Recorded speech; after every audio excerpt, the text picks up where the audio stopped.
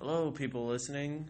You are listening to The Murdered and Denied, where we talk about, people who are murdered and denied, hence the title. And also, we also talked about paranormal stuff, which we're going to talk about today. And today, we are going to talk about, urban legend or a myth or whatever, what you want to call it, a mystical creature or whatever. It's not very mystical because it'll, rip your face off. But today, we are going to talk about the Wendigo. The Wendigo or Wendigo, one of the two. Now, a Wendigo, I'm going to be calling it that, is a mythological creature of evil spirit from the folklore of the First Nations Algonquin, I don't know how to pronounce that, don't get mad, tribes based in the northern forests of the east coast of Canada and Great Lakes region of Canada in the United States. The Wendigo is depicted as a monstrous, malevolent spirit with some characteristics of a human or as a spirit who has possessed a human being. Its influence is said to invoke acts of murder, insatiable greed, cannibalism, and cultural taboos against such behavior. The creature lends its name to the controversial modern medical term Wendigo psychosis, described as psychiatrists as a culture-bound syndrome with symptoms such as intense craving for human flesh, and fear of becoming a cannibal. In some indigenous communities, environmental destruction and insatiable greed are also seen as manifestation of Wendigo psychosis. Now, there's this movie that I really want to watch. It's called Antlers, and it's not out yet. And it's by, I don't know his name, Guillermo del Toro. He did that, weird movie with a goat man, and that, it was sad. And that's all I can describe it. Anyway, a Wendigo is basically like what Indian people thought. They thought that because they were always starving, because they didn't have any food, during the wintertime, they barely had any food. And they thought that if you cannibalize somebody, that you might grow horns and become a Wendigo.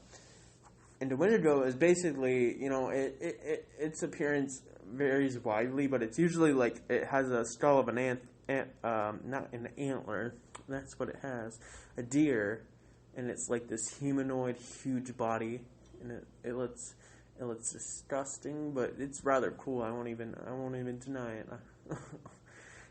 I think it looks cool at least. And anyway, they thought you would become a Wendigo if you cannibalize something, or if you got so hungry to a point you would become a Wendigo. No, that's basically where the thought came back of a Wendigo back then. Well, of course, it's probably not real. Probably. I can't tell you that for sure. Go in the forest at night and find out for yourself. Haha. Wow. Well, if you probably do that, you'll find probably something else. You'll probably get attacked by a bear, but you can find out for yourself. Yeah, but it was really strongly associated with winter, the north, coldness, famine, and starvation. Yeah. Oh my gosh. Humans over fire greed. Oh my, and also if if your greed got too much, you could become one. Apparently, also in the new whatever it's called, a random fact.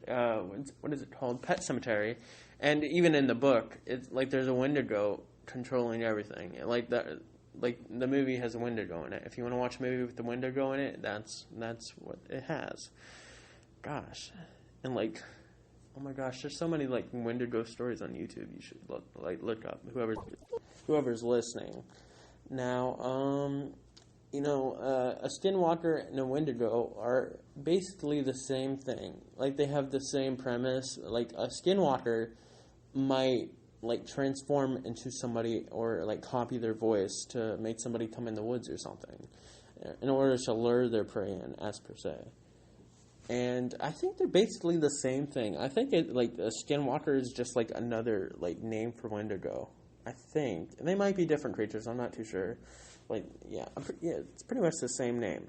But I don't really know if Wendigos have the ability, because I know they have the ability to mimic. I don't know if they can change their shape or whatever. But that was a great story about not a story but a tangent on a Wendigo, and I hope you learned something, and I hope you had a good time listening to this. Now have a wonderful day. Blah blah blah.